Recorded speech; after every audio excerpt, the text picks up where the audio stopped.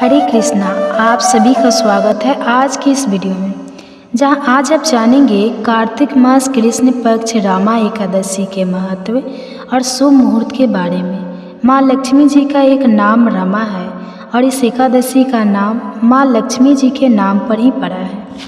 इस दिन व्रत रखने से न केवल पापों का नाश होता है, बल्कि जीवन में धन, सुख, समृद्धि और ऐश्वर्य की भी प्राप्ति होती है। शास्त्रों में रामा एकादशी का पुण्य महाकुंभ स्नान के बराबर बताया गया है। इस दिन उपवास करने से मोक्ष की प्राप्ति होती है और व्यक्ति सभी पापों से मुक्त होकर परम धाम को प्राप्त करता है। कार्तिक मास के कृष्ण पक्ष की एकादशी के अगले दिन यानी द्वादशी तिथि को गोत्सव द्वादशी के नाम से जाना जाता है और इस दिन गाय और बछड़े की पूजा की जाती है। और ऐसे में एकादशी का व्रत रखने वाले सभी भक्तों को या भगवान श्री कृष्ण को मानने वाले सभी भक्तों को गोत्सव द्वादशी का पर्व भी धूमधाम से मनाना चाहिए।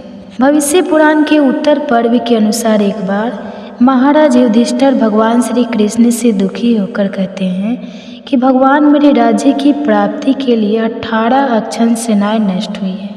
इस पाप से मेरे मन में बहुत घृणा उत्पन्न हो गई है। उसमें ब्राह्मण, क्षत्रिय, वैश्य तथा क्षूद्र आदि सभी मारे गए हैं। भीष्म, द्रोण, कलिंग, राजपुरम महान क्लेश है।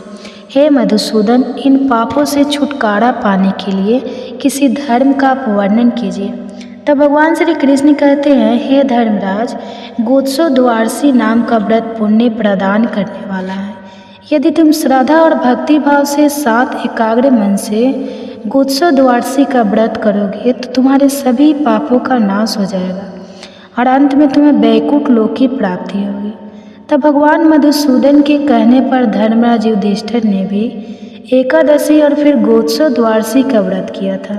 इस दिन संतान की खुशी और उनकी लंबी आयु या फिर संतान प्राप्ति के लिए भी गोत्सव द्वादशी का व्रत रखा जाता है।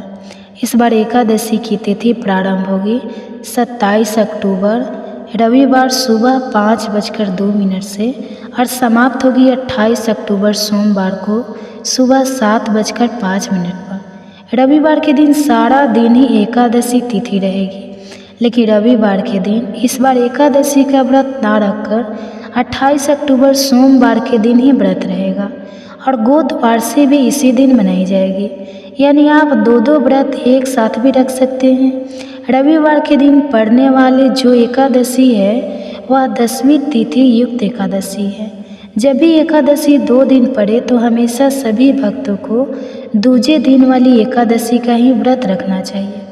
द्वादशी तिथि प्रारंभ होगी 28 अक्टूबर सोमवार को सुबह 7:05 से और 29 अक्टूबर मंगलवार को सुबह 10:03 पर तिथि समाप्त होगी और द्वादशी तिथि लगते ही हरिवा आर का समय भी शुरू हो जाएगा, जो लगभग 5 से 6 घंटे तक रहता है। अब पहले जानते हैं एकादशी के दिन रहने वाले मुहूर्तों के बारे में। तो सोमवार के दिन सूर्योदय होगा सुबह 6:34 पर, सूर्यास्त होगा शाम के 5:47 पर। ब्रह्मा मुहूर्त सुबह 4:58 से 5:46 तक रहेगा। अभिजीत मुहूर्त सुबह 11:48 से 12:33 तक रहेगा। अमृत काल सुबह 8:12 से 10 बजे तक रहेगा और राहु काल, जो कि अशुभ मुहूर्त होता है, सुबह 7:30 से 9 बजे तक रहेगा। जहाँ तक हो सके आप सुबह की पूजा 7:30 बजे से पहले और यदि रह गए हो तो सुबह 9 बजे के बाद कर सकते हैं। राहु काल के समय में आप राहु और केतु ग्रह से संबंधित दान भी दे सकते हैं। द्वादशी तिथि यानी 29 अक्टूबर मंगलवार को सूर्योदय होगा सुबह 6:34 पर, सूर्यास्त होगा शाम 5:46 पर। ब्रह्मा मुहूर्त सुबह 4:58 से 5:46 तक रहेगा। अमृत काल सुबह 10:02 से 12:13 तक रहेगा।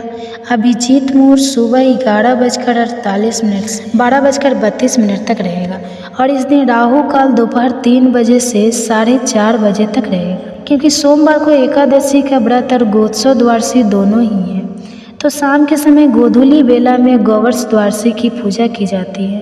गाय बछड़ों का पूजन किया जाता है, गौशाला में दीपदान किया जाता है। तो अब गोधूली मुहूर्त यानी शाम 5:39 से 6:05 के बीच में गोर्स द्वारसी की गाय और बछड़ी की पूजा कर सकते हैं।